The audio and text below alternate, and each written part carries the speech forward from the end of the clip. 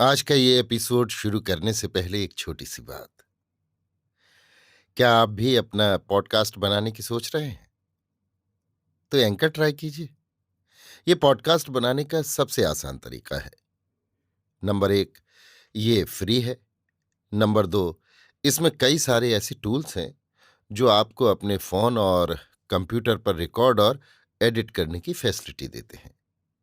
Number 3, आप अपने podcast को डिस्ट्रीब्यूट भी कर सकते हैं, जिससे इसे स्पॉटिफाई और दूसरे प्लेटफॉर्म पर सुना जा सके। तो डाउनलोड कीजिए फ्री एंकर ऐप या विजिट कीजिए anchor.fm पर अपना पॉडकास्ट स्टार्ट करने के लिए। ये तो थी एक छोटी सी जानकारी, और अब शुरू करते हैं एपिसोड का सिलसिला। तो आज के एपिसोड में लीजिए सुनिए सूर्यकांत त्रिपाठी निराला के लिखे उपन्यास भक्त प्रहलाद का नवम परिच्छेद, द्विरद पद तल, मेरी यानी समीर गोस्वामी की आवाज में। 2 परीक्षाओं में प्रहलाद उत्तीर्ण हो चुके। अब तीसरी परीक्षा सामने थी, परंतु जिसने अपने लिए कुछ भी नहीं रख छोड़ा था, सर्वस्व तक का समर्पण अपने परम प्रिय राम के पदारविंदों में कर चुका था, उसे न परीक्षाओं की परवाह थी और न उत्तीर्ण होने का आनंद। वो बस प्रखर धारा दुर्मद नद के वक्षस्थल पर पड़े हुए तिनके की तरह तरंगाघातों से इधर उधर बह रहा था और महामाया की लीला प्रत्यक्ष कर रहा था। यही उसके जीवन की क्रीड़ा थी और यही उसका संचित ज्ञान। संसार में निर्लिप्त और तटस्थ रहकर लीला ललित आत्मा के अगणित रूप को वो प्रत्यक्ष करता हुआ अपने इसी आनंद में अनादि वक्ष पर नृत्य कर रहा था। इधर दैत्यराज हिरण्यकशिपु को खबर मिली कि जहर का प्रहलाद को अणुमात्र भी नशा नहीं हुआ। वे ज्यों के त्यों ही अपने स्थान पर बैठे हुए भजन कर रहे हैं। सुनते ही हिरण्यकशिपु के आश्चर्य का ठिकाना न रहा। उतना तीव्र जहर और उसे प्रहलाद ना कुछ की तरह हजम कर गए। ये उसके लिए एक चिंता का विषय हो गया, परंतु वो हठी भी एक ही था।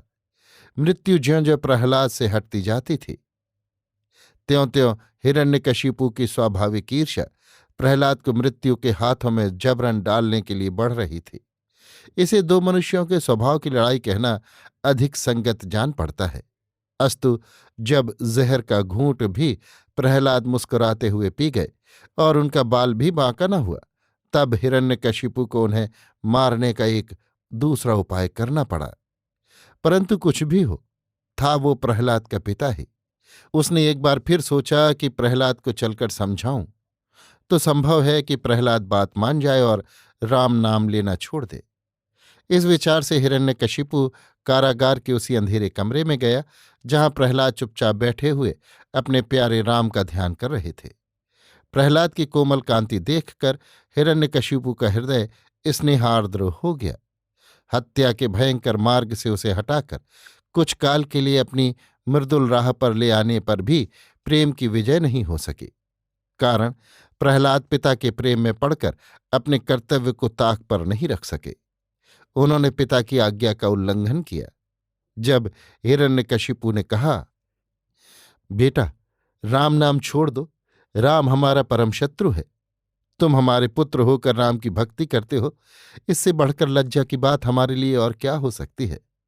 जिस राम के लिए तुम पागल हो रहे हो, तुम्हारे ताऊ को उसी पापी ने पाताल में मारा, इसलिए तुम्हें इससे बदला लेने का इरादा रखना चाहिए, ना कि इस तरह हाथ जोड़कर उसकी खुशामद करनी चाहिए।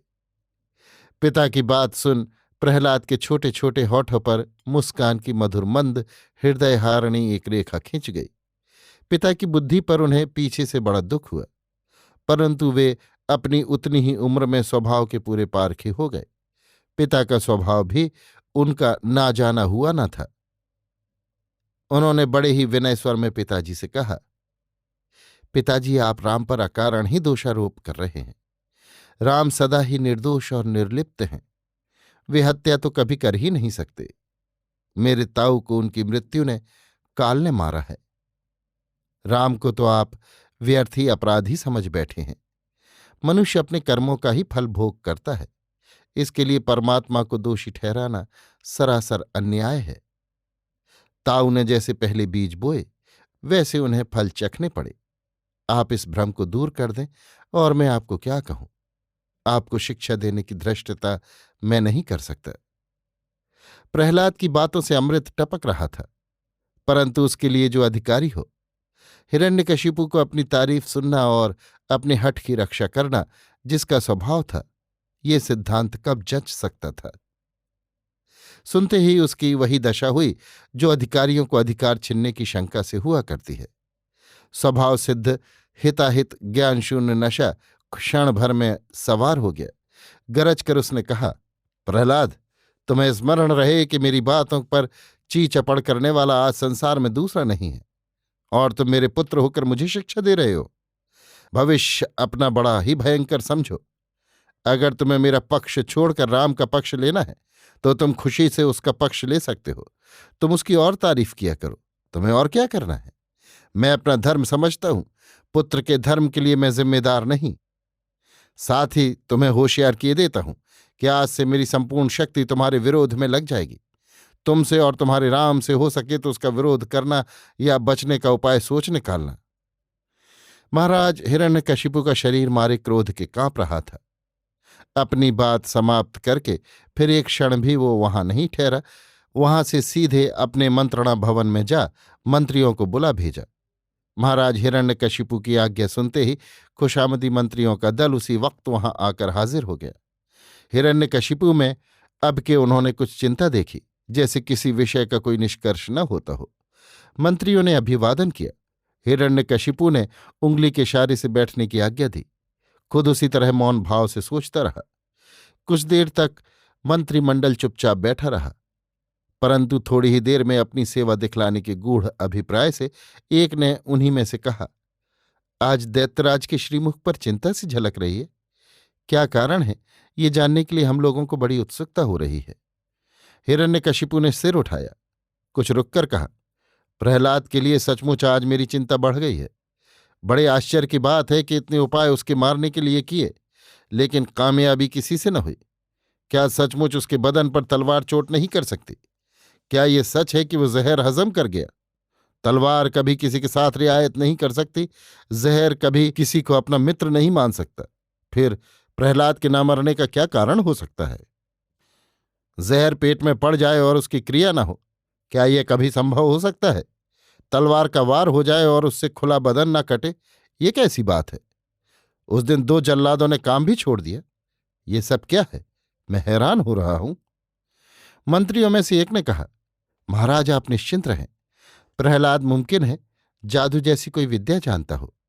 मेरे विचार से एक काम किया जाए तो वो किसी तरह मृत्यु के पंजे से नहीं छूट सकता। हिरण्यकशिपु को मंत्री की इस बात से बड़ी आशा हुई।